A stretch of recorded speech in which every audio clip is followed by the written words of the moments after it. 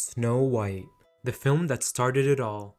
Released in 1937 and widely considered to be Walt Disney's greatest film achievement, it was the first ever full-length animated feature, becoming a milestone and setting the standard for animated storytelling. Fast forward almost 9 years later to 2025, with a budget of $300 million and an almost stellar cast, Disney releases the live-action adaptation of the beloved classic, and with Disney's track record of live-action box office hits, you'd think this would be an inevitable success, a crown jewel in Disney's growing catalog of remakes. Instead, it flopped hard.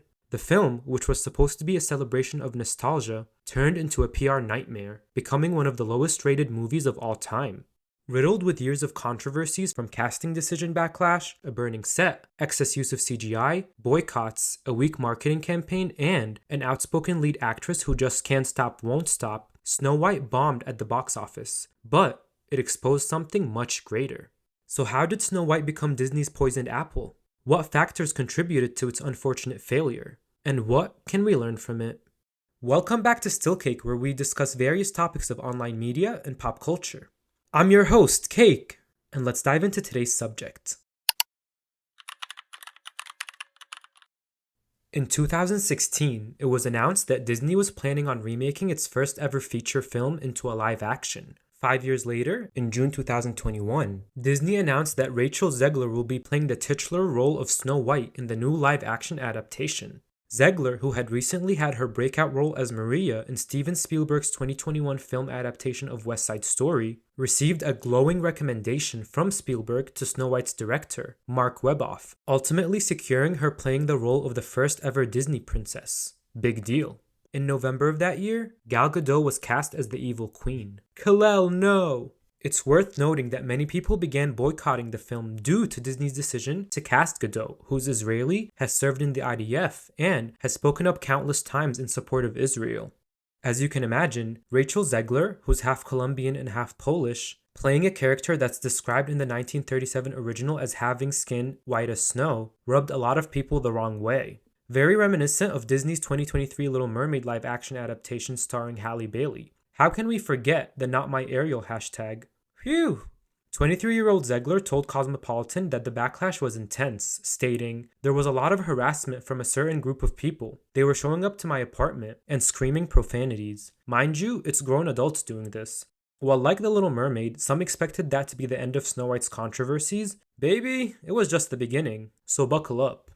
Put y'all seatbelts on. Snow White was set to begin filming in March of 2020, but because of the COVID-19 pandemic, filming was delayed to July of that year. In August 2021, with the world still in the midst of the pandemic, Disney announced that filming will begin on March 7th, 2022. On March 15th, 2022, only a week after filming began, a tree on set caught fire and spread to a fake cottage, leading to a huge blaze that required 12 fire trucks to extinguish. I mean, if that's not a warning sign, I don't know what is. In September 2022, at D23 Expo, which is described as the ultimate Disney fan event, fans got to see a 30-second first look trailer and images of the new Snow White, which was set to be released in March 2024. At the event, Rachel was interviewed by Extra TV, where she criticized the plot of the original 1937 film. There's a big focus on her love story with a guy who literally stalks her. Yeah. Weird. Super weird. So we didn't do that this time. This, I believe, was the catalyst of Snow White's PR nightmare. Many fans thought changing the story's plot was wrong, and felt as though Rachel was talking down on the original. Fans believed Rachel didn't have a connection to the original film, like you'd expect a Disney lead to have. Okay, fair. Fast forward a year later to summer 2023, Disney was now rushing to wrap up filming before the anticipated SAG-AFTRA strike was set to happen. Unfortunately for Disney, they weren't quick enough, and by the time the actors' strike started in July, Disney had to stop filming and was forced to postpone the release of Snow White an entire year, from March 2024 to March 2025. Disney executives were unsatisfied with the film's original cut and ordered reshoots, contributing to the film's budget ballooning to $270 million. Yikes. On July 14th, 2023, the same day the actors' strike began, Daily Mail leaked exclusive on-set photos of the movie in an article titled "Snow White and the Seven politically correct companions? As you can imagine, the internet and media went crazy, with many people believing that the images, which showed 7 people of various heights, races, and genders, were depicting a new, woke, and politically correct version of the 1937 fairy tale. Even me, who has never seen Snow White, thought, what the helly? Please note that these stand-in actors were actually playing a crew of bandits from an entirely separate plotline, but the damage was done. And hey, why should we look deeper into things when rage bait sells so easily, right? Alongside the leaked set pictures, the now year-old Extra TV interview clip also began circulating online and went viral, with the likes of alt-right Twitter accounts like End Wokeness reposting it, leading many fans to believe that Disney has gone woke. Weird. To be fair though, this is how I found out that Disney was remaking Snow White, so maybe there's a silver lining? Now we also have to talk about the Seven Dwarfs, which also added another layer to the seemingly never-ending list of problems facing the film. When Disney came out and said they were planning on remaking Snow White, many people in the dwarfism community expressed their concern with how Disney may be perpetuating negative stereotypes in their portrayal of the 7 characters. Game of Thrones actor Peter Dinklage voiced these concerns in a 2022 podcast episode with Mark Maron. They're very proud to cast a Latino actress as Snow White. Yeah. But you're still telling the story of Snow White. Yeah. Seven Dwarfs. Sure. So, look, take a step back and look at what you're doing there. Yeah. I know. That makes no sense to me. But, You're progressive in one way, but you're still making that backward story of 7 dwarves living in a cave. What the are you doing, man? Have I done nothing to advance the cause from my soapbox? I guess I'm not loud enough. Following the podcast episode, Disney had to put out yet another fire. They released a statement to The Hollywood Reporter saying, "We are taking a different approach to these 7 characters and have been consulting with members of the dwarfism community." Disney soon after released a first look at Snow White and what they called the 7 magical creatures, which were now going to be animated CGI characters. This angered a new group of people, actors with dwarfism, who felt as though Dinklage's comments and Disney's decision took opportunities away from them and their community, which I kind of agree with. What would getting a role like this do for you? It would be massive. You know, a lot of people, a lot of famous actors now have used these as stepping stones, these kind of roles. They've done pantomime, Snow White and the Seven Dwarfs, and we've always felt respected. So now they're doing big things, a lot of my colleagues, in massive movies. WWE wrestler and actor Dylan Possel, who played Hornswoggle, came out saying, "This could have been a life-changing opportunity. In my opinion, if Disney was going to change the entire plot of the original down to how Snow White got her name, they for sure could have done something about the Seven Dwarfs plotline that's respectable and up to date with the times." Nonetheless, however, Disney decided to stick to the CGI characters, who all but one were going to be voiced by actors who do not have dwarfism. So much for progressive reform. In August 2024, the first teaser trailer for Snow White was officially released on YouTube, and almost instantly, it became the most disliked film trailer on the platform, garnering almost 1 million dislikes. Phew! Big yikes. 2 days later, Rachel Zegler would post a tweet thanking fans for their support in helping the trailer reach 120 million views in 24 hours. In a tweet under that, Zegler, who is an avid supporter of Palestine, wrote, "And always remember, free Palestine." These 5 words would set off a series of events that would change the Mickey House forever. Now, Disney knew they needed to tread lightly here, especially after the fiasco that happened in 2021, where they fired actress Gina Carano from The Mandalorian over political posts she made. Carano would go on to sue Disney in 2024 with the help of Elon Musk. In response to the tweet, Zegler's co-star Gal Gadot, who is Israeli and plays the evil queen in the movie, retweeted a post that read, "Trying to campaign on the head of your co-star, who actually lives through war, just so you look cooler with the kids, is really pathetic." It's unclear whether or not Gadot runs her Twitter account herself, but it's safe to say there was trouble brewing in the kingdom.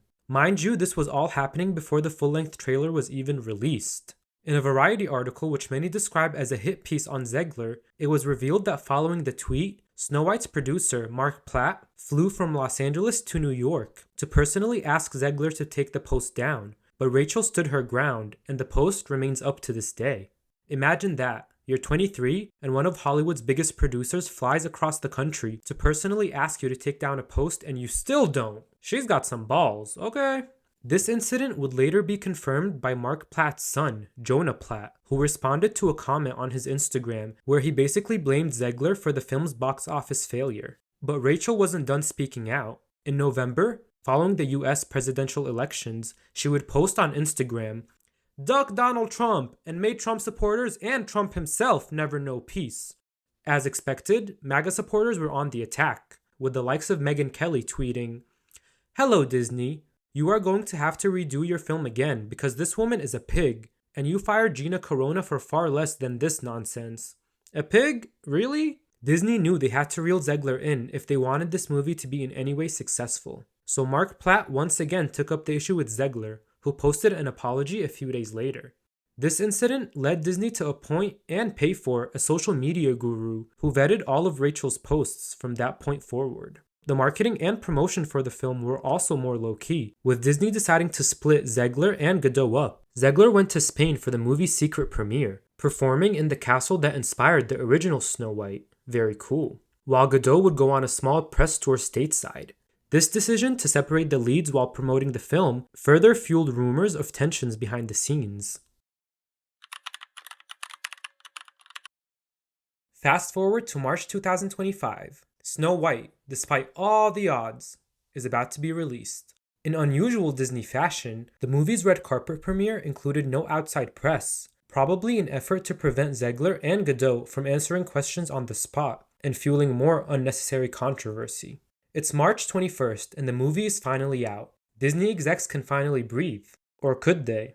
Snow White's box office numbers were underwhelming to say the least. I created this chart comparing Snow White to Disney's other live-action films like Aladdin and Cinderella, and I mean, the data speaks for itself. In its first week, the film made $42.2 million at the domestic box office, and against the film's massive $270 million production budget, this showed the public's massive lack of interest in the movie. Was it because of the negative publicity, or because it just didn't resonate with audiences? Probably a mixture of both, eh? At the same time, the movie was getting review bombed on IMDb and Google, with over 91% of reviews on IMDb being 1 star. The haters were hating, okay? After seeing all this commotion, I had to take matters into my own hands. I went online to buy a ticket and I saw none of the seats were taken. You mean I had this whole theater to myself? Please note that this was on March 24th, only 3 days after the film's release. I really was one of the 7 viewers in that theater. Ha ha ha. I sliced up an apple, ambrosia, and without reading any reviews, I went to see it. Now, I have a lot of thoughts about this movie, so I'll try to be as brief as possible. Let's start with the positives. Even with the goofy Bob, I really enjoyed Rachel Zegler's performance. It's the first time I've heard her sing or seen her act, and both her voice and acting were wonderful, given the material, of course. The male lead, Andrew Burnap, was also great. The soundtrack, minus Godot's song, is I believe the greatest thing to come out of this whole fiasco. The songs are just so fun. I still listen to Good Things Grow, Whistle While You Work, and Waiting on a Wish to this day. Now on to the negatives. The stylistic choices of the film were, how do I say this, very bleak. I don't know if it was just me, but the colors in the movie looked very dull and washed out. But at least the colors matched the script, which also lacked the impact I thought it would give, especially when it came to the third act. And also, the Party City dress and Goofy Bob? Disney. $300 million and that's the best you could come up with? I mean, come on. Y'all could have gotten her a better wig or something. Now on to Gal Gadot. Where do I begin? This is the first time I've seen her act, and trust, it will be the last. Not only was she not at all convincing as the evil queen, every scene she was in was cringy as hell. She just couldn't sell it. And the singing? Yeah, immediately no. Immediately no. Immediately no. On to the 7 magical creatures. I thought they were fine. I really liked Dopey. I thought his character was really cute, but I do kind of wish they were played by real people because given how they looked, it definitely would have made their scenes feel more authentic, but they were fine nonetheless. Overall, the movie was just too big for its own good, but it's definitely not as bad as people say, so I give it a 7 out of 10. After watching the live action, you know I had to go watch the original to compare, so I went home, signed into my friend's Disney Plus, and hit play.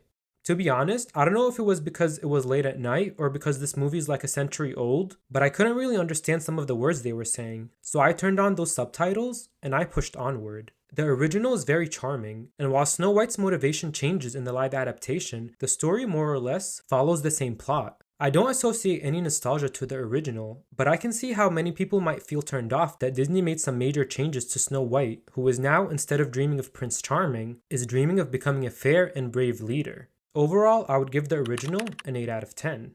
Following the critical and financial floppery of Snow White, Disney suspended production on the live-action remake of Tangled indefinitely. And thank God, because imagine they cast Cynthia Erivo as Rapunzel? Ha ha ha. I joke.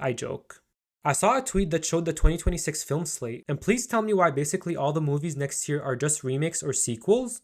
And we wonder why cinema is dying. What happened to original ideas, bold stories, and risk-taking? Selling nostalgia can only work for so long, Hollywood.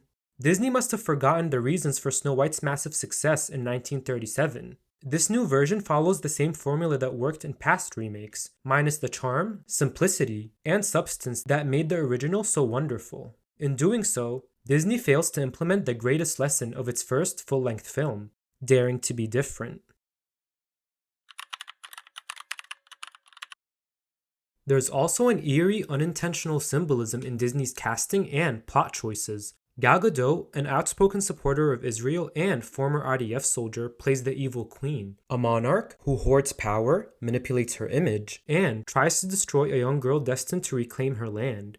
Meanwhile, Rachel Zegler plays Snow White, the oppressed princess who eventually defeats the queen and reclaims her kingdom. In light of the ongoing genocide in Palestine, this dynamic unintentionally mirrors real-world events. A powerful figure representing occupation and control, and a displaced girl reclaiming what was taken from her. Of course, knowing Disney, the film wasn't written with this in mind, but art doesn't exist in a vacuum. When the story is stripped of its fairy tale gloss, what remains is a disturbing reflection of the very real global power dynamics Disney often tries to sidestep.